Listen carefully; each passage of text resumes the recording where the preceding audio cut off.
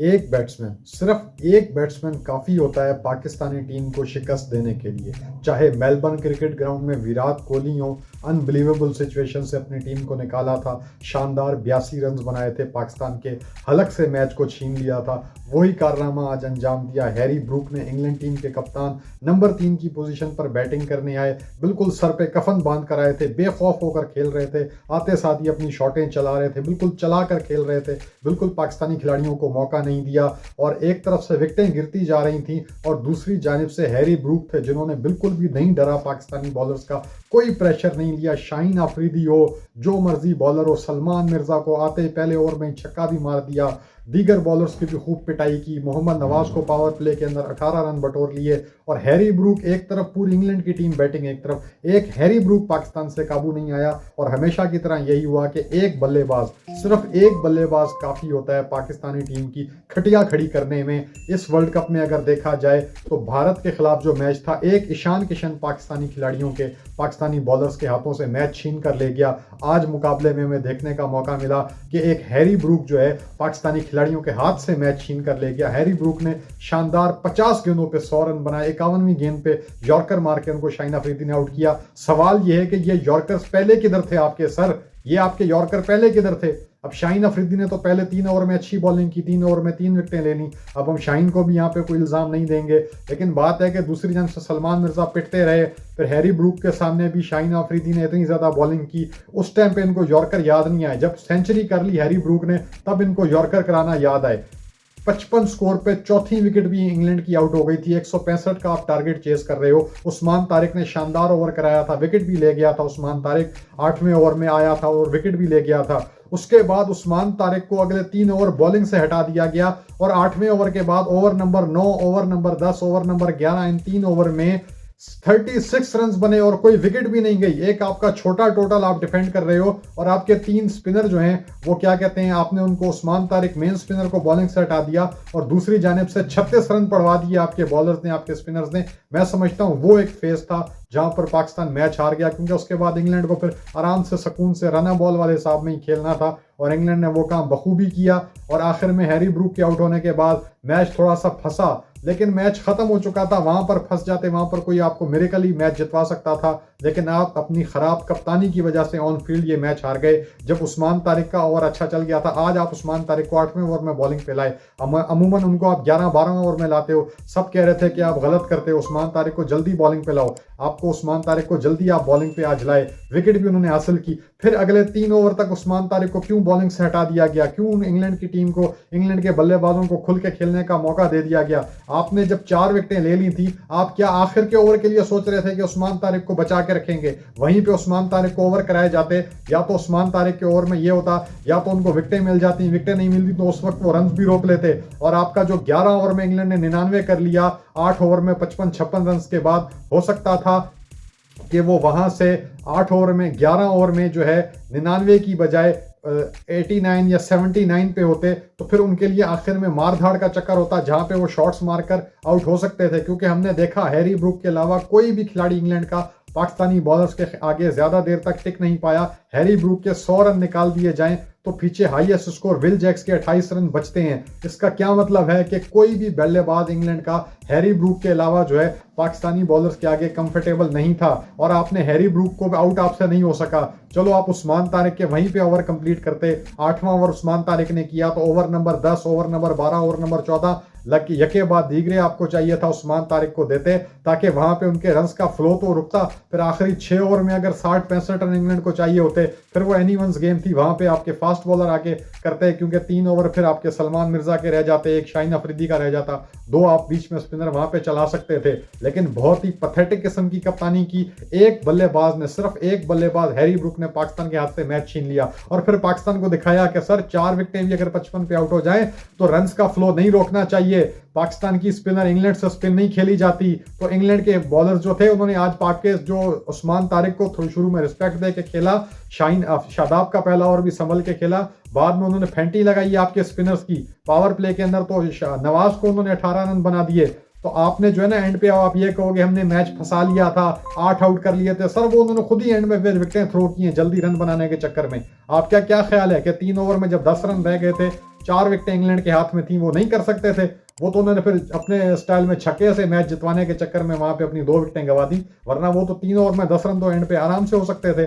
तो बहुत ही पथेटिक कप्तानी सलमान अली आगा की, बहुत ही टेक्टिकल उनसे ब्लंडर्स हुए।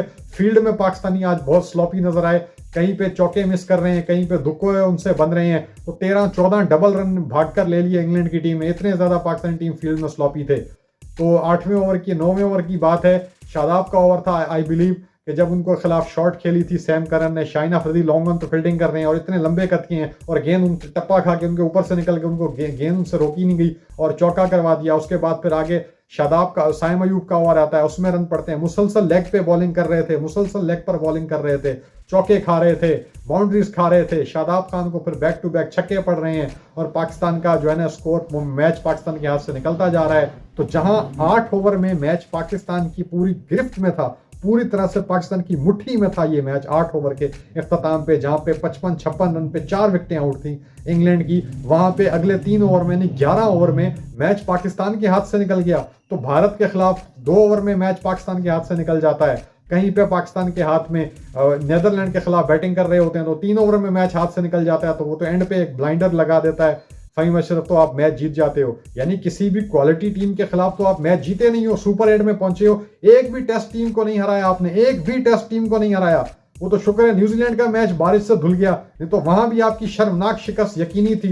इंतहाई पैथेटिक परफॉर्मेंस। अब जी वो आंकड़े लगाकर बैठ जाएंगे, यूं हो जाए तो वो हो जाए, इंग्लैंड की टीम न्यूजीलैंड को हरा दे और फिर हम जो है ना श्रीलंका को हराकर मैच जीत लेंगे, तो हम इस तरह कर लेंगे, हम उस तरह कर लेंगे। भाई अब इन्फेन बट पे बात आ गई। पहला टूर्नामेंट था आपका 2021 के बाद जब आप यहां तक इफ एंड बट्स के बगैर पहुंचे थे, किसी इफ एंड बट के बगैर आप पहुंचे थे।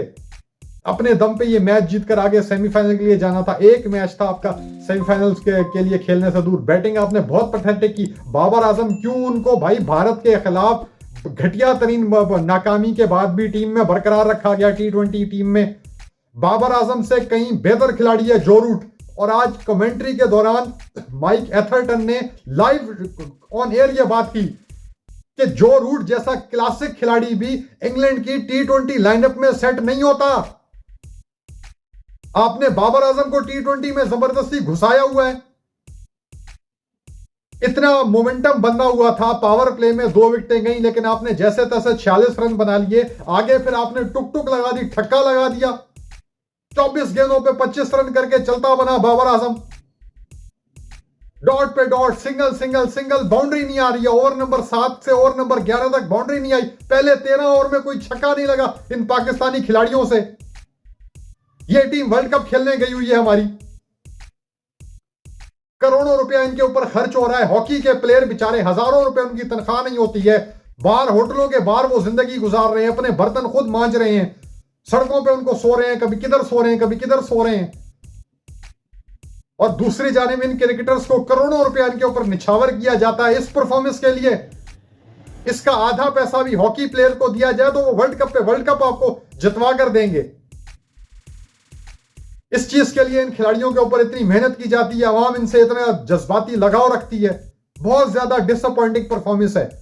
या तो ये होता है ना कि इंग्लैंड का जैसे हमें था कि यार टारगेट थोड़ा 165 का, इंग्लैंड ने मार धाड़ के 12, 13, 15 ओवर मैच खत्म कर देना है, तो हम कहते यार इनके तो बस की नहीं है। यार आपको सिचुएशन बना कर दे दी थी बॉलर्स ने। आपको पहले शाहीन ने विकेटें लेकर दी, आपको फिर उस्मान तारिक ने आकर विकेट लेकर दी। 55 पे आपको 4 खिलाड़ी आउट करके दिए उनके बैट्समैन। एक हैरी ब्रूक आपसे कंट्रोल नहीं हुआ, एक हैरी ब्रूक काबू नहीं हुआ। कभी विराट कोहली अकेला मैच जितवा के ले जाता है, कभी जनाब अली ईशान किशन मैच जितवा के ले जाता है। मुझे तो 2021 का सेमीफाइनल आज तक नहीं भूलता जहां पर एक मैथ्यू वेड आपको मैच जितवा कर ले जाता है। वो मैथ्यू वेड जो PSL में आपकी बॉलिंग के खिलाफ बल्ला जिसको से टच नहीं होता था, वो 2021 में आके सेमीफाइनल मैच जितवा के ले जाता है। एक खिलाड़ी आपसे मैच जितवा कर ले जाता है। ये आपके हालात हैं।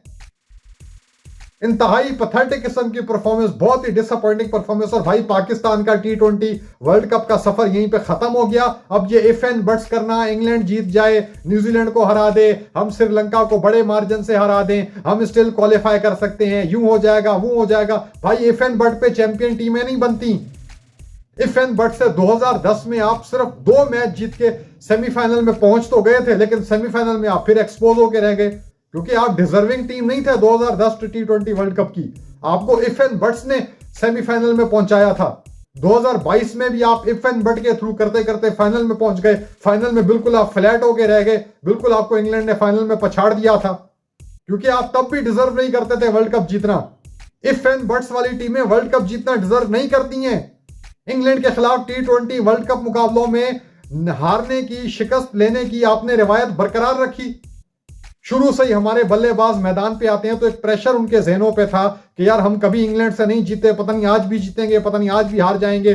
ऐसी सिचुएशन से आप बैटिंग करने आओगे मैदान में, ऐसी सिचुएशन से आप खेलने आओगे यहां पर मैदान में, फिर ड्यू पड़ रही है तो पहले बैटिंग का फैसला कर लिया, क्योंकि डर था कि चेस तो हमसे होता नहीं है, चलो पहले बैटिंग कर ली जाए। मरते मरते 165 रन का टारगेट आपने सेट किया, आराम से 15-20 रन आप शॉर्ट थे यार। पावर प्ले में 46 रन बन गया है जब 2 विकेटों के नुकसान पे, तो क्यों नहीं चार्ज किया आगे? टुक टुक लगा दिए, ठक्के लगा दिए, ठक्के लगा दिए। World legend Babar Azam T20 खेल रहे हैं। बाबर आजम से 10 गुना बेहतरीन खिलाड़ी है, वनडे का भी टेस्ट का भी जो रूट, वो तो T20 नहीं खेल रहा। माइकल एथरटन ने ऑन एयर कमेंट्री के दौरान यह बात की है कि वर्ल्ड क्लास जो रूट को T20 बैटिंग लाइनअप में इंग्लैंड में सेट नहीं किया जाता। हालांकि इंग्लैंड की T20 में भी लप्पेबाज किस्म के खिलाड़ी हैं सारे, पर वो चला के खेलते हैं, जिगरे से खेलते हैं। आपको टुक टुक से फुर्सत मिले तो आप खेलो भाई। इन दी एंड यही है, वीडियो को लाइक करो ना करो, सब्सक्राइब करो ना करो, आपकी मर्जी है। लेकिन भाई कड़वी लगे जितनी भी बात, पाकिस्तान क्रिकेट के फैन होने के नाते हमें इंतहाई दुख हुआ है, और मैं अपनी तरफ से पूरी जिम्मेदारी से ये बात कर रहा हूं कि ये जो फालतू किस्म की परफॉर्मेंस दिखाई है ना आज पाकिस्तानी टीम ने, ये सेमीफाइनल खेलना डिजर्व नहीं करते। थैंक यू सो मच, खुदा हाफिज।